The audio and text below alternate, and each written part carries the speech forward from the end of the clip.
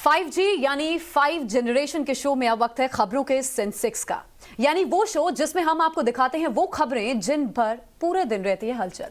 खबरों के सेंसेक्स में आज कौन सी खबर बड़ी होगी, किस खबर पर पूरे दिन हलचल रहेगी, खबरों के सेंसेक्स में उस खबर की पूरी जानकारी आप तक हम पहुंचाएंगे। आज की सारी बड़ी खबरें आपको दिखाने के लिए हमारे साथ जुड़ेंगे देश भर में फैले तमाम रिपोर्टर्स, जिनकी रहती है खबरों के बाजार पर पैनी नजर। पहली खबर कहां से है, नैना आपको बताएंगे। बिल्कुल, पहली खबर के लिए सबसे पहले महाराष्ट्र का रुख कर लेते हैं। मेरी सहयोगी शिवानी इस समय जुड़ रही है। शिवानी, आज आपके लिहाज से ऐसी कौन सी खबर रह सकती है जो खबरों के सेंसेक्स में महत्वपूर्ण हो? देखिए, आज महाराष्ट्र का सबसे बड़ा पर्व है गणेश उत्सव, जिसको लेकर लोगों में काफी ज्यादा एक्साइटमेंट रहती है। लेकिन इस बार कोरोना के चलते मुंबई पुलिस, महाराष्ट्र भर में जो पुलिस कर्मचारी है उन्होंने रेस्ट्रिक्शंस लगाए हैं। मुंबई की खास तौर पे बात करें तो 144 धारा लगा दी गई है। फिलहाल मैं मौजूद हूँ मुंबई के सिद्धिविनायक मंदिर के बाहर। तस्वीर अगर आप देखेंगे तो बिफोर आफ्टर एक कह सकती हूँ मैं कि काफी अलग तस्वीर है। हर साल जब हम यहाँ पहुंचते हैं कोरोना गाइडलाइंस के अलावा तो हम लाखों हजारों की भीड़ यहाँ होती, लेकिन इस बार आप देखेंगे बहुत ही सीमित भीड़ है। मंदिर के अंदर जाकर दर्शन करना अलाउड नहीं है। हालांकि मंदिर में काफी सारे जो भक्त थे उनके डिमांड पर उनका चढ़ावा एक्सेप्ट किया जाए, जिसके चलते एक काउंटर खोला गया है कि लोग आकर फूल या अपना जो चढ़ावा है वो चढ़ा पाएंगे। लेकिन धारा 144 के चलते मंदिर के अंदर जाने की इजाजत किसी को भी नहीं होगी। साथ ही साथ जो पंडाल्स हैं बड़े बड़े जो लगते हैं वहां पर भी बहुत ही सीमित लोगों को ही एंट्री होगी। 10 ही लोग मूर्ति ला सकते हैं, 10 ही लोग पूजा कर सकते हैं। और जो मूर्ति की हाइट जहाँ पे 40-40 फीट की होती थी, रिकॉर्ड तोड़ ऊंची ऊंची मूर्तियां बनती थी, वहीं इस बार सिर्फ लिमिट कर दी गई है कि बड़े पंडालों में 4.5 फुट की मूर्ति होगी सार्वजनिक स्थलों पर। वहीं घर के अंदर 1.5 से 2 फुट की मूर्ति का ही एक प्रावधान दिया गया है। जो घर के अंदर मूर्तियां होती हैं उन्हें घर में विसर्जित करना होगा। पब्लिक प्लेसेस पर अभी भी विसर्जन के लिए परमिशन नहीं है। मुंबई पुलिस का कहना है कि जो भी नियम कानून को तोड़ेगा उन पर वो स्ट्रिक्ट एक्शन लेंगे, क्योंकि कोविड के चलते इन सारे प्रोटोकॉल्स का पालन लोगों को करना होगा, जिससे त्योहार की जो चमक है वो फीकी पड़ गई है।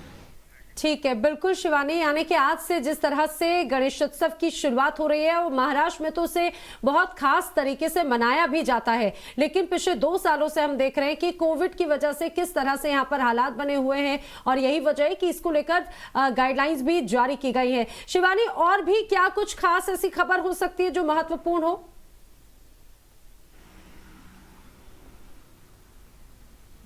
की जो जंग है वो काफी ज्यादा देखने को मिलेगी, क्योंकि पहले ही बीजेपी ने उनके खिलाफ अपना मोर्चा प्रदर्शन किया था। लेकिन अब थाने में भी उनके खिलाफ बीजेपी के एक लीडर ने केस FIR रजिस्टर की है, जहां पर उन्होंने ये साफ साफ कहा है कि जो जावेद अख्तर का बयान था RSS और तालिबान की सोच एक है, इसको लेकर बीजेपी कहीं शांत नहीं हो रही। जावेद अख्तर भी बाहर आकर माफी नहीं मांग रहे। बीजेपी का लगातार यही कहना है कि जावेद अख्तर को बाहर आकर हाथ जोड़कर माफी मांगनी होगी, उसके बाद ही वो उन्हें माफ करेंगे, उनकी और उनके परिवार की फिल्मों को थिएटर्स में आने देंगे। लेकिन एक के बाद एक, जैसे कि घाटकोपर पुलिस स्टेशन पहले राम कदम ने FIR लॉन्च की थी, उसके बाद अब थाने इलाके में भी FIR उनके खिलाफ हो चुकी है। तो देखना ये होगा कि बीजेपी का जो मोर्चा है कि वो जावेद अख्तर को बिना माफी मांगे माफ नहीं करेंगे, उन्हें छोड़ेंगे नहीं। वहीं जावेद अख्तर भी अड़े हुए हैं कि वो अपने विचारों को एक्सप्रेस करने के लिए माफी नहीं मांगेंगे। तो ये जो जंग है ये आज काफी ज्यादा बड़े रूप में देखने को मिलेगी, क्योंकि इसमें काफी ज्यादा सियासत भी गर्मा चुकी है। बिल्कुल, और लगातार इस मुद्दे पर शिवानी सियासत देखने को ही मिली है, चाहे वो बीजेपी नेता राम कदम की तरफ से क्यों न हो, जिन्होंने FIR दर्ज कराई है। उनके घर के बाहर विरोध प्रदर्शन भी किया था। तमाम बीजेपी के कार्यकर्ता भी वहां पर पहुंच रहे थे और उन्होंने साफ तौर पर कहा था कि जावेद अख्तर की कोई भी मूवी चलने नहीं देंगे जब तक वो माफी नहीं मांगते हैं। श्रेयसी भी हमारे साथ जुड़ी हुई है। श्रेयसी, खबरों के सेंसेक्स के लिहाज से ऐसी कौन सी खबर आपके पास है जो हम टॉप पर रख सकते हैं?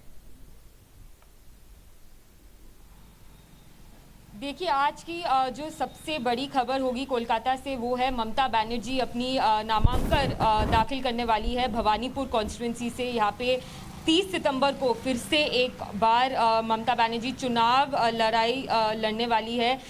CPIM और BJP दोनों ने कैंडिडेट देने की डिसीजन ली है और ये ट्रायंगुलर फाइट होने वाला है। ये एक प्रेस्टीज बैटल है और एक हाई वोल्टेज फाइट होने वाली है, बिकॉज जो नंदीग्राम की इलेक्शन थी वो ममता बनर्जी शुभेंदु अधिकारी से हार चुकी थी और 6 महीने के अंदर ममता बनर्जी को फिर से एक कॉन्स्टिट्यूंसी से जीत के असेंबली में प्रवेश करना है और आज वो अपना नॉमिनेशन जो है अपना जो नामांकन है वो दाखिल करने वाली है भवानीपुर कॉन्स्टिट्यूंसी से। और टीएमसी के जो भी वरिष्ठ नेता है वो ममता बनर्जी के साथ आएंगे। ये शो ऑफ स्ट्रेंथ होगा, रैली नहीं होगा क्योंकि कोविड प्रोटोकॉल्स जो है ग्राउंड पे लागू किया गया है सेंटर स्टेट की तरफ से, और इलेक्शन कमीशन ने भी बोल दिया है कि लार्ज क्राउड्स अलाउड नहीं है। लेकिन नामांकन के बाद ममता बनर्जी मीडिया से जरूर बात करेगी। ठीक है श्रेयसी, आप नजर रखिए, आपके पास हम वापस लौटेंगे, वहां से जैसी तस्वीरें आनी शुरू होंगी दर्शकों तक पहुंचाएंगे। हमारे साथ आदर्श सिंह जुड़े हैं लखनऊ से। यूपी की राजधानी से क्या खबर है आदर्श आज?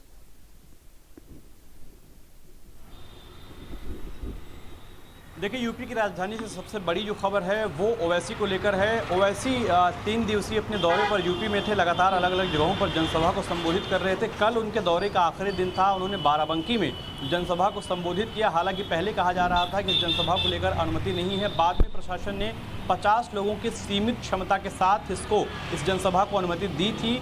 हालांकि उसमें ज़्यादा लोग मौजूद थे और ये भी कहा गया कि कोरोना की धज्जियां उड़ाई गईं। और इसी को लेकर जो बीजेपी के विधायक हैं बाराबंकी से सतीश चंद्र शर्मा, उन्होंने पुलिस में शिकायत की और इसको लेकर एफआईआर दर्ज करवाने की मांग की। साथ ही साथ ओवैसी के भाषणों में सांप्रदायिक सौहार्द बिगाड़ने की बात की गई थी, इसको लेकर भी एफआईआर दर्ज करवाने की बात की गई थी। इसको लेकर पुलिस ने तमाम धाराओं में मुकदमा दर्ज किया गया है, जिसमें न सिर्फ कोरोना की धज्जियां उड़ाने को लेकर है, बल्कि साथ ही साथ जो ओवैसी ने भड़काऊ भाषण दिया था उसको लेकर एफआईआर दर्ज की गई है। तो कुल मिलाकर यूपी में राजनीतिक सरगर्मियां जो हैं वो लगातार बढ़ रही हैं। बिल्कुल आदर्श, और इसके अलावा और कोई खबर जो खबरों के सेंसेक्स में अहम रह सकती है?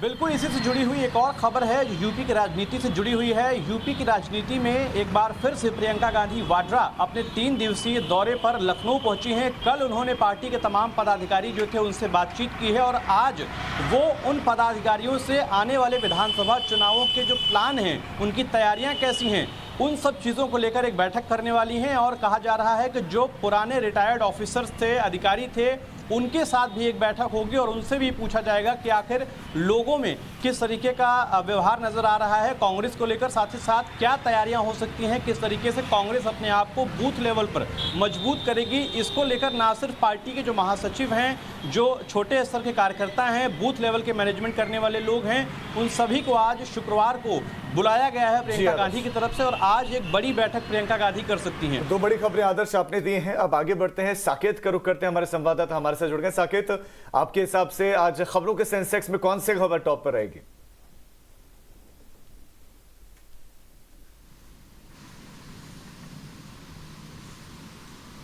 तारापुर और कुशेश्वर स्थान 2 सीटें हैं जहां पर उपचुनाव होंगे। इसे लेकर बिहार की सियासत गर्म हो गई है। कल तेजस्वी यादव गोपालगंज गए थे, एक सभा को उन्होंने वहां पर संबोधित किया और उस सभा के दौरान उन्होंने कहा कि अगर ये 2 सीट हम लोग अगर जीत जाते हैं तो सरकार बिहार में हमारी होगी। यानी कि अभी भी तेजस्वी यादव की नज़र सरकार का जो मैजिक नंबर है उसे पाने की है, क्योंकि आप देखिए 125 सीटें एनडीए को मिली थी पिछले विधानसभा चुनाव में और जो जीत का आंकड़ा है, जादुई आंकड़ा, वो 122 सीटों का है बिहार में। तो ऐसे में तेजस्वी यादव मानकर चल रहे हैं कि 2 सीटों का ही अंतर है, 2 से 3 सीटों का, जिसमें 2 सीटों पर अब उपचुनाव होने हैं।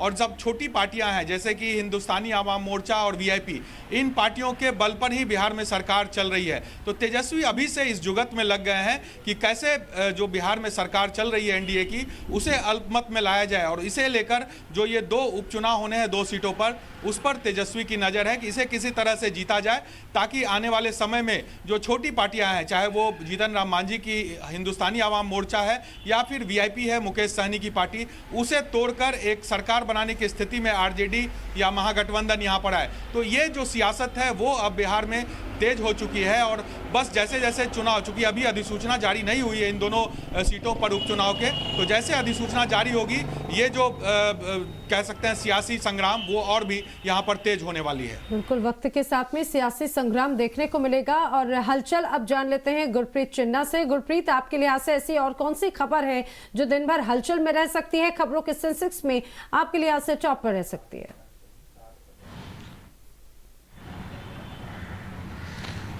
जी बिल्कुल, अगर बात करें पंजाब की तो सबसे बड़ी राजनीति जैसे पंजाब और हरियाणा में चल रही है वो किसानों की है इस समय। तो आज किसानों की 32 यूनियंस हैं जो वहाँ चंडीगढ़ में आके एक प्रोग्राम करेंगी, जिसमें अलग अलग पार्टी के लीडर्स, अकाली दल, कांग्रेस के लीडर, आम आदमी पार्टी के लीडर से एक वार्तालाप करेगी। क्योंकि पिछले दिनों में हमने देखा कि अकाली दल लगातार पोल कैंपेन में चल रहा था, उनका विद्रोह हो रहा था और किसानों से उनका आमना सामना हो गया मोगे में। उसके बाद अकाली दल ने 10 दिन के लिए कैंपेन रोका था, लेकिन अब उसके बाद सुखबीर सिंह बादल ने कहा था कि हम पॉलिटिकल पार्टियां चाहती हैं कि किसानों के सारे सवालों का जवाब दिया जाए। इस बात को लेके उन्होंने आज सेक्टर 36 में एक वार्ता रखी है। यहाँ पे कांग्रेस के जो नवजोत सिंह सिद्धू है, नवजोत सिंह सिद्धू, कुलजीत सिंह नागरा और साथ में और अन्य नेता किसानों के साथ एक बैठक करेंगे और अकाली दल की तरफ से भी 4 मेंबर जो सीनियर अकाली लीडर है वो भी आएंगे और आम आदमी पार्टी के भी 2 नेता आएंगे। तो ये सबसे बड़ी खबर है, क्योंकि किसानों के प्रोटेस्ट को लेकर हमने देखा कि हरियाणा में करनाल में भी अभी प्रोटेस्ट चल रहा है। पिछले 3-4 दिन लगातार वहां पे टेंशन का माहौल बना रहा और हमने पंजाब में भी देखा कि लगातार धरना प्रदर्शन चल रहा है। और इस बात को लेके आज जो पॉलिटिकल पार्टियों पे किसान बार बार निशाना साधते हैं, लेकिन सबसे बड़ी इसमें खबर है कि बीजेपी को उन्होंने इनवाइट नहीं किया। बीजेपी को उन्होंने कहा कि हम बीजेपी से बात नहीं करेंगे और पॉलिटिकल पार्टियां आए और इसमें जो वार्ता होगी किसानों और नेताओं की, उसमें ये डिसाइड किया जाएगा कि क्या उनको पॉलिटिकल रैलियां करनी दी जाएंगी। ये देखने की बात है कि भारतीय जनता पार्टी को इन्विटेशन नहीं दिया गया है, हालांकि बाकी तमाम पार्टियां वहां पर रहेंगी, चाहे अकाली दल की बात की जाए, कांग्रेस की बात की जाए, जिसको लेकर सियासत भी हर बार देखने को मिली है। लेकिन क्या पंजाब से कोई और ऐसी खबर जो खबरों के सेंसेक्स के लिहाज से हम टॉप पर रख सकते हैं?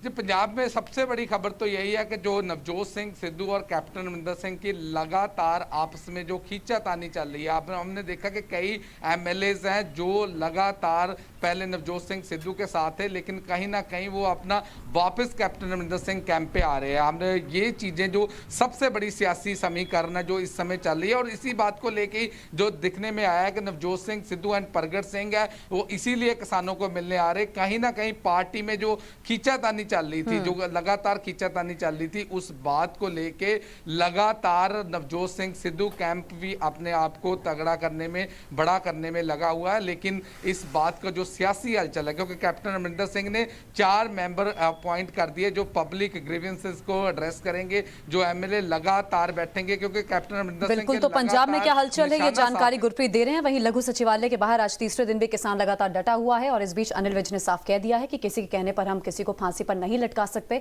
इस पर भी अपडेट हम लेंगे। इसे किसान कैसे ले रहे हैं इस बारे में भी हम जानकारी लेंगे। अभी हम प्रदीप दत्ता का रुख करते हैं, जम्मू से हमारे साथ जुड़े हैं। प्रदीप, आज क्या बड़ी खबर है आपके पास?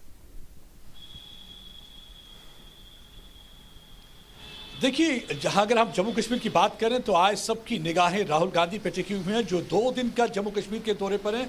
और कल हमने देखा कि किस तरीके से वैष्णो देवी किए थे, 14 किलोमीटर पैदल चल के मां वैष्णो देवी के जाके उन्होंने दर्शन किए और उन्होंने वहां पे आरती में भी हिस्सा लिया और एक अलग ही रुख दिखा राहुल गांधी का। राहुल गांधी लगातार वहां लोगों से मिल रहे थे, बच्चों के साथ सेल्फी खिंचा रहे थे और जितने भी वहां पे पिलग्रिम थे उनसे बातचीत भी कर रहे थे, यात्रियों से लगातार बातचीत कर रहे थे और वहां पे जाके आरती में भी हिस्सा लिया। मैंने उनसे ये सवाल पूछा क्योंकि उनकी टाइमिंग को लेके यहाँ पे बीजेपी की तरफ से एक अटैक हो रहा है। बीजेपी कह रही है कि ये चुनावी हिंदू हैं, जब भी कभी चुनाव नजदीक होते हैं तो राहुल गांधी उस समय अक्सर मंदिरों का दौरा करने लग जाते हैं। जब साउथ में चुनाव थे तो साउथ के मंदिरों का दौरा कर रहे थे, अब नॉर्थ इंडिया में चुनाव आ रहे हैं, चाहे यूपी की बात करें या पंजाब की बात करें, और देखिए ऑल ऑफ ए सडन उनको मंदिर याद आ गए। तो मैंने उनसे जब ये सवाल पूछा, उन्होंने कहा कि मैं बीजेपी की इन बातों पर कोई जवाब देना नहीं चाहूंगा, लेकिन उनकी तरफ से जो कांग्रेस के नेता उन्होंने कहा कि अब हमें बीजेपी से पूछ के ये तय नहीं करना कि कब हमें मंदिर जाना होगा, कब हमें मंदिर नहीं जाना होगा। अगर आप ये दौरा ओवरऑल देखें तो ये आने वाले चुनावों को लेके है, क्योंकि अभी तक तो चुनावों की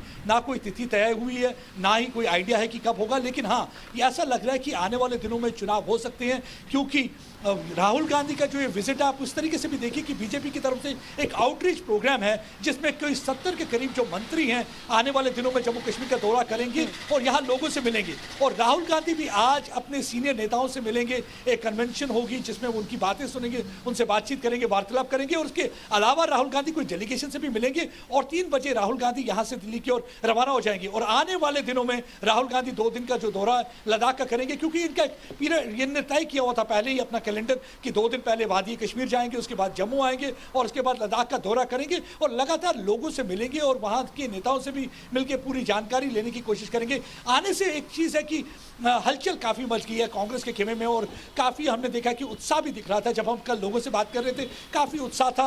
लगातार एयरपोर्ट से लेकर कटरा तक जगह जगह पे लोग उनका इंतजार कर रहे थे, कांग्रेस के झंडे लहरा रहे थे और राहुल गांधी भी उनसे उतर के मिल रहे थे। तो एक उत्साह देखने को मिला है, क्योंकि काफी देर बाद ऐसा उत्साह कांग्रेस के खेमे में दिखा, क्योंकि कांग्रेस से ऐसे लग रहा था कि जैसे कहीं है नहीं, क्योंकि सिर्फ बीजेपी एक ऐसी सियासी जमात थी जम्मू कश्मीर में जो नजर आ रही थी। लेकिन कल के दौरे के जो राहुल गांधी जब से आए हैं तब से एक अलग सा उत्साह देखने को मिल रहा है और राहुल गांधी की भी यही कोशिश है कि उत्साह बना रहे। हालांकि डिलिमिटेशन कमीशन की रिपोर्ट आनी है, हो सकता है अगले साल तक आ जाए, उसके बाद चुनाव हो सकते हैं, लेकिन उससे पहले ही तैयारियां जोर शोर से जारी हैं। लेकिन प्रदीप, बीजेपी उनके इस दौरे को लेकर उन पर वार कर रही है और राहुल गांधी कह रहे हैं मैं बीजेपी के वार का जवाब नहीं दूंगा क्योंकि ये राजनीतिक दौरा नहीं है। अगर ये राजनीतिक दौरा नहीं है तो फिर क्या है, मकसद क्या है राहुल गांधी का इस दौरे का? इस बारे में कुछ बताया उन्होंने? देखिए मैंने उनसे ये सवाल पूछा था जब वो बाणगंगा पे थे, जो एंट्रेंस पॉइंट माना जाता है माँ वैष्णो देवी श्राइन के लिए, उसके बाद से आदमी जर्नी करता है 14 किलोमीटर जो पैदल चलना पड़ता है।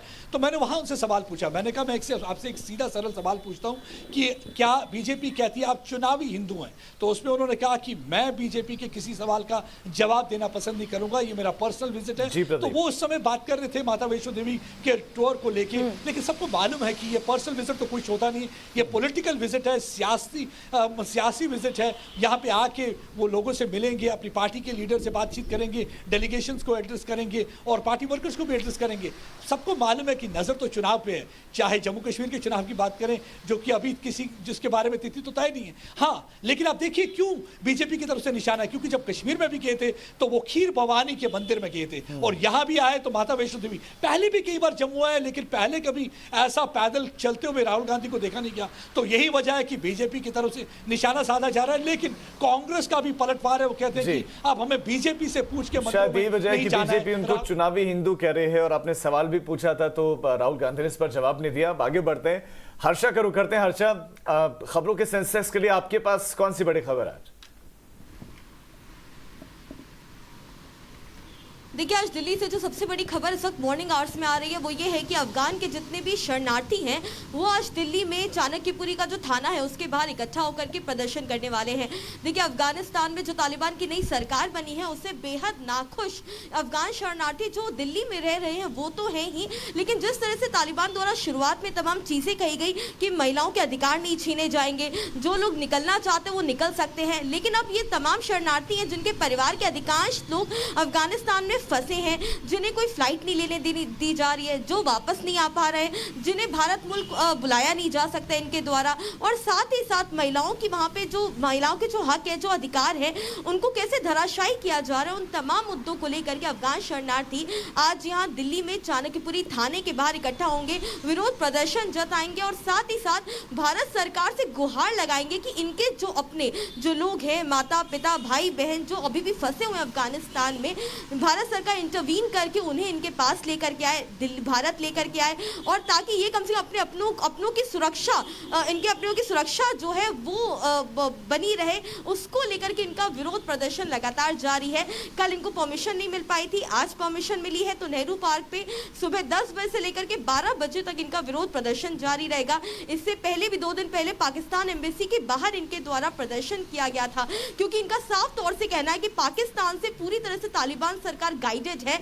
अब जो आतंकवादी गतिविधियां छुपे में होती थी अब वो खुलेआम होंगी, पाकिस्तान का पूरा इंटरवेंशन अफगानिस्तान में होगा, सारी चीजें, सारा डेटा और जितनी भी इंटरनल चीजें हैं वो पाकिस्तान के हाथ में होंगी, लिहाजा जितनी दुर्गति लोगों की अफगानिस्तान में हो सकती है वो होगी, क्योंकि ये तालिबान सरकार को बैकएंड से पाकिस्तान चला रहा है। तो इन तमाम मुद्दों को लेकर के जो अफगानी शरणार्थी यहाँ पे रह रहे हैं वो बेहद परेशान है, और उसी को लेकर के आज दिल्ली में विरोध प्रदर्शन है।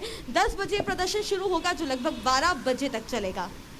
जी हर्षा, बिल्कुल यहाँ पर ये प्रदर्शन देखने को मिलेगा। तो आज अफगान की जो महिलाएं हैं वो प्रदर्शन करने वाली हैं। अगली खबर के लिए वैभव का रुख कर लेते हैं। वैभव, आज आपके लिहाज से कौन सी खबरों के सेंसेक्स के लिए महत्वपूर्ण रह सकती है? देखिए, अगर हम बात करें आज जो सबसे बड़ी खबर है वो मैनचेस्टर टेस्ट से जुड़ी हुई आ रही है। कल एक थोड़ा सा हम कह सकते हैं एक हड़कंप सा मच गया था कि जब इंडियन टीम के फिजियो कोविड पॉजिटिव पाए गए थे, तो उसके बाद जो मैनचेस्टर टेस्ट आज से अब से कुछ ही देर में शुरू होना है, दोपहर 3:30 बजे शुरू होना है, तो उसके ऊपर खतरे के बादल आ गए थे कि क्या ये टेस्ट मैच होगा कि नहीं।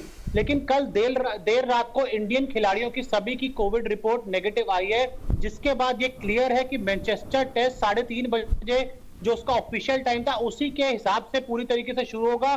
कोई भी फेरबदल उस टेस्ट पे नहीं किए जाएंगे। लेकिन अब जो एक बड़ी खबर ये कि ठीक है, आपके फिजियो पॉजिटिव आए, उसके बाद जो खिलाड़ियों की रिपोर्ट थी वो नेगेटिव आ गई, लेकिन क्या आपने 5 दिन तक ये टेस्ट मैच चलना है, तो क्या ये डाउट्स नहीं है कि इन 5 दिनों में भी कोई खिलाड़ी पॉजिटिव हो सकता है? क्योंकि जो फिजियो होते हैं वो हर खिलाड़ी के पास जाते हैं, हर खिलाड़ी को और उनकी जरूरत होती है। कुछ दिन पहले रोहित शर्मा को भी फिजियो की जरूरत हुई थी, चेतेश्वर पुजारा का भी उन्होंने ट्रीटमेंट किया था। तो देखिए, मैच जरूर शुरू हो रहा है, मैच की तरफ से बीसीसीआई ईसीबी की तरफ से गो हेड आ चुका है, लेकिन खतरे के बादल मैं जरूर मानूंगा क्योंकि 5 दिन का टेस्ट मैच होता है। और हमने देखा था कि किस तरीके से जब श्रीलंका में कोविड के केसेस आए थे, कुछ खिलाड़ियों को आइसोलेट जरूर किया गया था, लेकिन उसके बाद भी 2 खिलाड़ी पॉजिटिव पाए गए थे। और मैं आपको अब लेटेस्ट अपडेट ये दे दूं कि एक बार फिर इस टेस्ट सीरीज में एक बायो बबल क्रिएट किया गया है, जिसको बीच में ब्रेक कर दिया गया था। बायो बबल क्रिएट किया गया है, जितने भी भारतीय खिलाड़ी हैं उनको होटल के एक अलग से पूरे फ्लोर में शिफ्ट कर दिया गया है, जहां पर किसी भी दूसरे शख्स को आने की इजाजत नहीं होगी।